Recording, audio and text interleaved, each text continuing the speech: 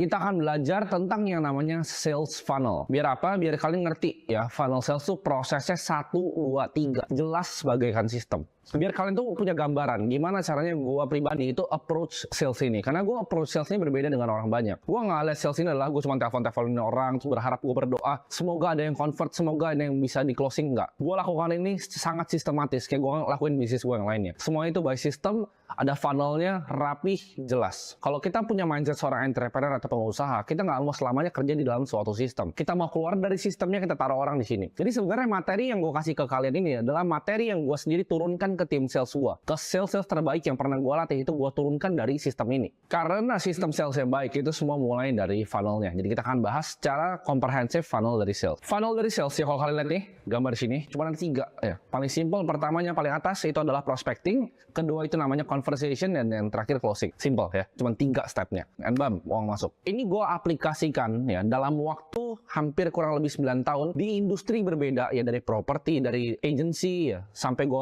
edtech ya. Gue itu industri yang lompatnya tuh bukan main gitu. Cuman gue lakukan hal ini ya, yang sama, bahkan di agency gue lakukan hal ini nih, mau di pabrik susu gue pernah lakuin, pabrik konveksi gue pernah lakuin ya. Jadi ini udah cross industri ya, cross berbagai macam field, dan gue lakukan, gue terapin semuanya sama 1, 2, 3. Ini akan jadi rahasia dapur yang gue sharing ke kalian semua. Kita akan mulai dari awal funnelnya, dari yang pertama ya. Level pertama itu adalah prospecting. Nah, prospecting ini banyak banget sebenarnya orang yang keliru. Karena waktu itu gue tuh greget sama tim sales gue sendiri. Gue kesel sama mereka karena kok lu susah banget sih ngerti sales gitu. Jadi gue bikin framework yang akhirnya gampang dimengerti sama semua orang yang gue sharingin di sini.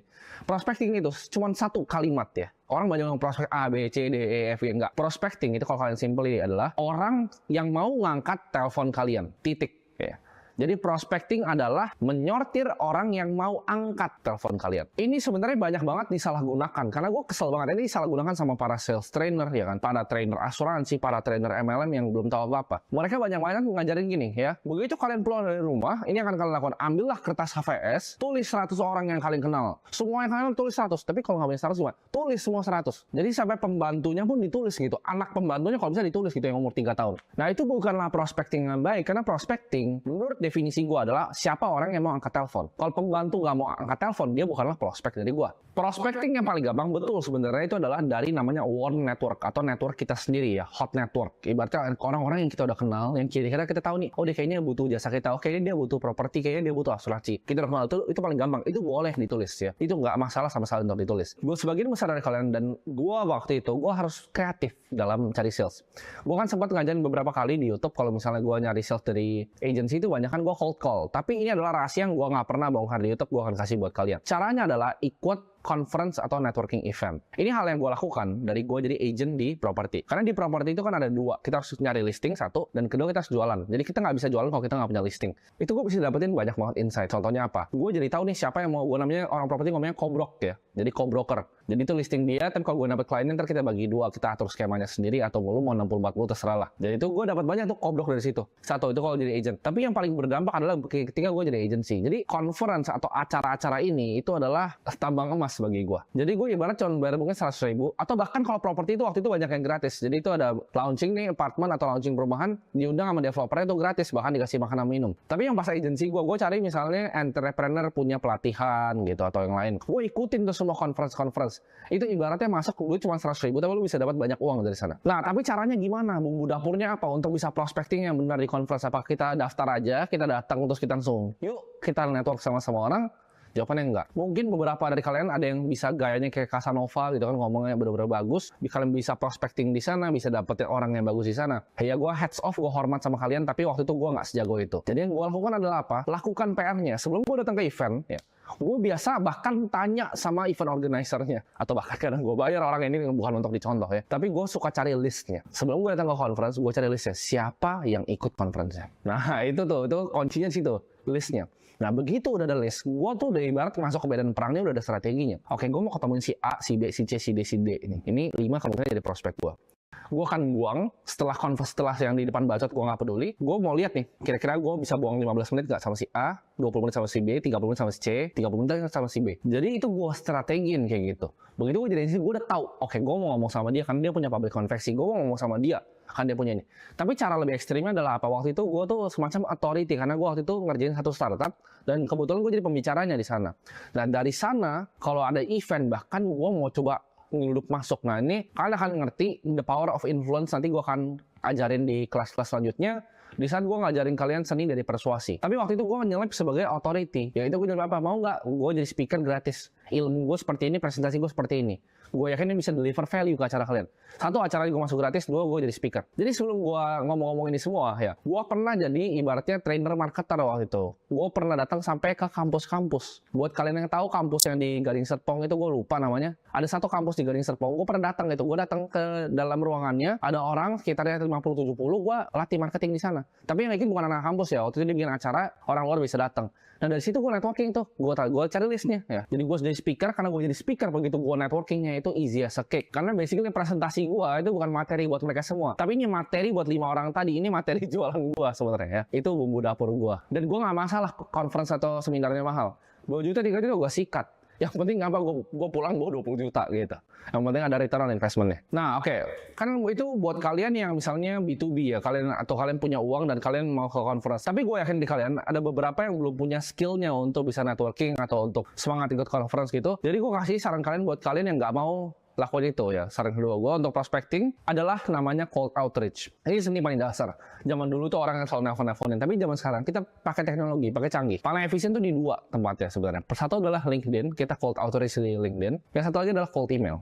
Nah, tapi trik dari cold outreach ini adalah satu, itu efisien and to the point. Ya, triknya adalah efisien to the point. Kenapa? Karena orang banyak banget dibombard sama email yang begini Pak, sama ini kita punya produk bagus banget, unik banget, produk kita seperti ini.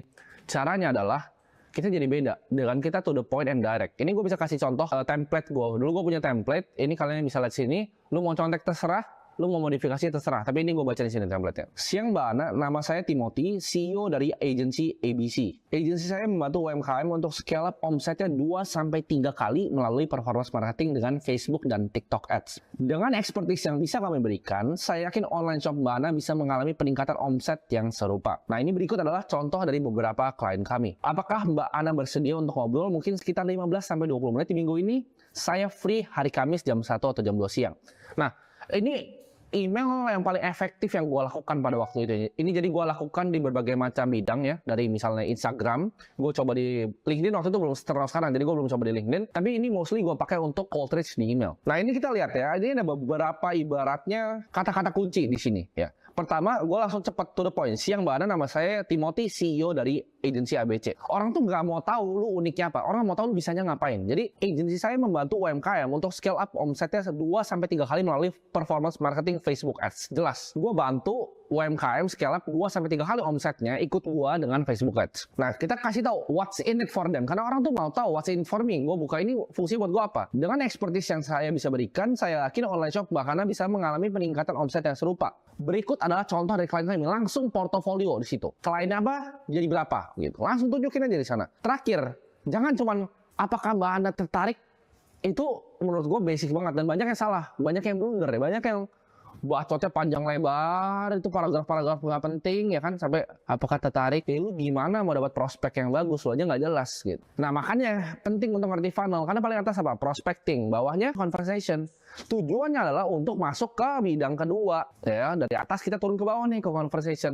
Jadi harus jelas, kita harus ada sini. Saya free hari Kamis jam 1 atau 2 siang, jelas. Karena lu akan ini ke banyak orang. Kuncinya adalah to the point and personalized. Jadi lu beneran jangan kayak cuman ngasal email lu jebretin ke semua orang, enggak. Setiap emailnya lu lakukan, lu personalized, ada namanya dia, jelas. Kalau nggak tahu namanya siapa dan perusahaan gimana? Cari. Lu tinggal LinkedIn perusahaan siapa, cari namanya. Nah itu skill anak jalanan. Bikin rasanya personal.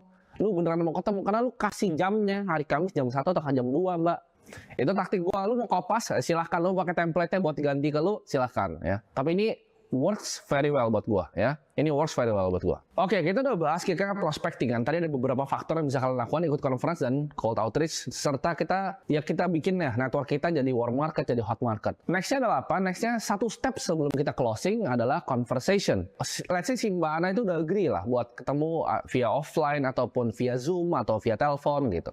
Kita udah schedule call-nya. Nah, gimana caranya kita bisa closing? Nah, ini kuncinya sebenarnya sama kayak kita misalnya mau ngedate sama cewek. Kunci kita bisa closing sama cewek, sama kunci kita bisa closing sama klien itu 11-12. Maksudnya apa? Kan gue selalu bilang, yang paling bagus adalah si konsultan ya. Kita tuh orang agresif. Selamat siang Mbak Ana, ya. Selamat datang di agensi saya. Di agensi saya ini saya akan bantu Mbak Ana untuk transformasi bisnis Mbak Ana. Kita bisa pasang di sini ya. Mbak Ana jelek di sini funnelnya. Kita bisa benerin ya. Funnel Mbak Ana di sini kita bisa benerin. Kita bisa rapin A, B, C, D. Enggak. Bukan begitu caranya. Caranya adalah kita ngomong apa yang kita perlu ngomong. Sales call yang baik, ya, atau sales ketemuan yang baik adalah kita menggali informasinya. Ya, balik lagi, kalau lu belum mengerti, balik lagi ke kelas sebelumnya. Kita building rapport. Di dalam building rapport ini, apa sih yang sebenarnya kita kerjain?